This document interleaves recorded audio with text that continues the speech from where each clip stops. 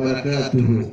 الحمد لله رب العالمين وعلى عاقبة المتقين ورضوان إلى رب العالمين ثم والصلاة والسلام على رسول الله صلى الله عليه وعلى آله وأصحابه والتابعين لهم بالإحسان إلى يوم الدين. أما بعد فشيني سيزودك الله سبحانه وتعالى يهرز الجزر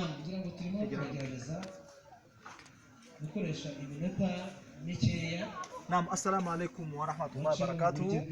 Reka dushimire Uwiteka Allah subhanahu wa ta'ala. Uyu munsi rero ni umunsi ukomeye cyane, umunsi wa Idil Adha, irayidi y'igitambo, aho abayisilamu n'abatayisilamu tugomba kunezerwa. Rero uyu munsi ufite amateka. Uyu munsi ngirango cyo ushatse kubabwira, nagira ngo dutandukanye Ismail na Ishaqa. Umwana w'imfura wa mbere wa Ibrahimu ni Ismail, abandi bavuga ngo ni Ishaqa, ntago ari byo.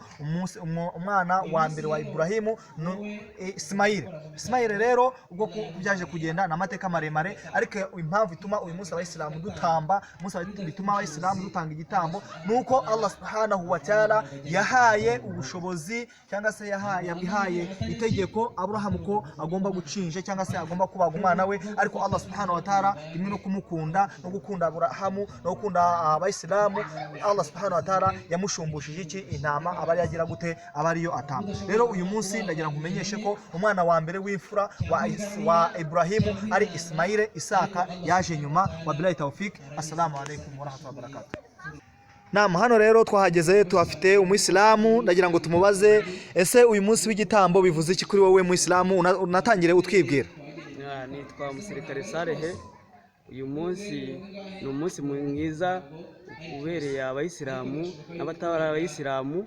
Twibuka Ismail, twibuka Abrahamu atanga umwana we ikinege. None se uyu munsi ni umunsi w'igitambo koko? Uyu munsi mufite ubuhe busabane? Dufite ubusabane bwinshi cyane ku bayisilamu n'abatari abayisilamu. Naam, tugomba gusabana kuri uyu munsi twibuka Ibrahimu atanga umwana we ikinege. Naam, murakoze cyane. Assalamu alaikum wa barakatuh. Wa alaikum assalam.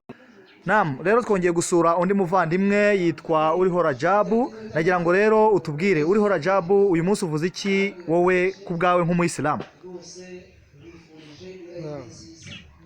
Assalamu alaikum warahmatullahi wabarakatuh. Akumusalamu warahmatullahi wabarakatuh. Uno munsi ni umunsi mwiza ku bayisilamu n'abayisilamukazi n'abatari abayisilamu, barabyemerewe.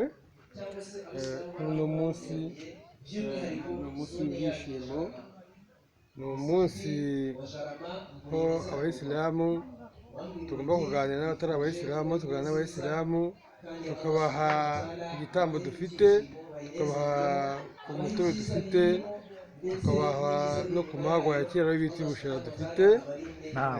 Ndumva rero ko ibyo turi gukora ni imwe mu migenzo yagiye iranga ku ntumwa zatubanjirije, ubutumwa Imana yabahaye, aho umuntu yaramaze imyaka myinshi ku isi yarabuze urubyaro, ariko Allah agerageza kumuha urubyaro ageze mu zabukuru.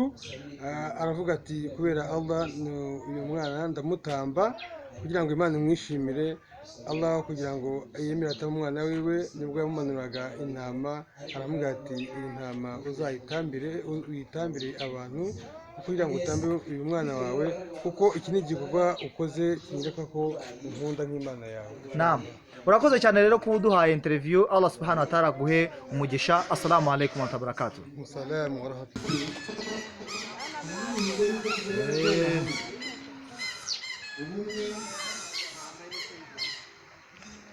Inkunga y'Imana kubishyize hamwe kandi bitandukanye n'abandi bakagera.